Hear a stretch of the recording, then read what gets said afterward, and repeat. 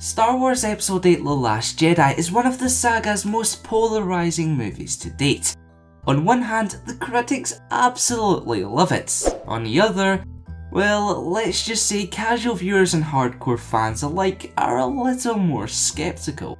Part of the reason for such a divide is due to the film's many twists and turns, and I'm not just talking about a particular scene involving Snoke and a certain reveal regarding Rille.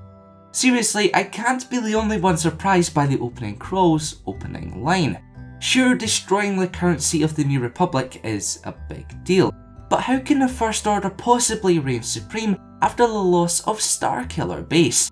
Better yet, in what state does this shift in power leave the galaxy as a whole? Well, let's find out.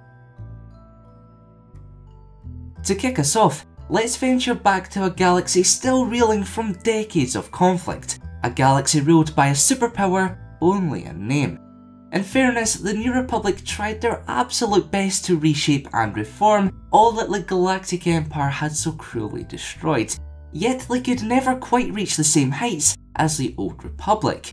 Even before the atomization of both its capital and Starfleet, many worlds began to favour the First Order and its promise of security. So when Starkiller Base triggered the Hosnian Cataclysm, an explosion that tore the very fabric of hyperspace, those who hadn't turned their backs upon the New Republic already immediately surrendered out of sheer panic and fear.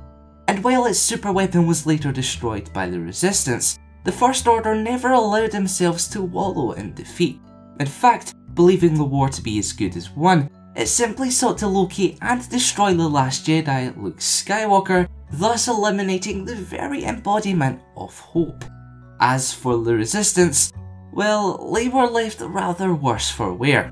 Not only were they unable to finally open the Galactic Senate's eyes to the threat of the First Order, but they had lost a number of top military commanders, as well as any allies they could possibly think of. And this leads us to present day, or rather the events of Star Wars Episode VIII. So instead of standing her ground and facing the First Order head on, General Leia Organa must evacuate her troops so that the Resistance can live to fight another day. So there is a detailed look at the state of the galaxy prior to The Last Jedi, as well as an explanation behind the First Order's sudden rise to power.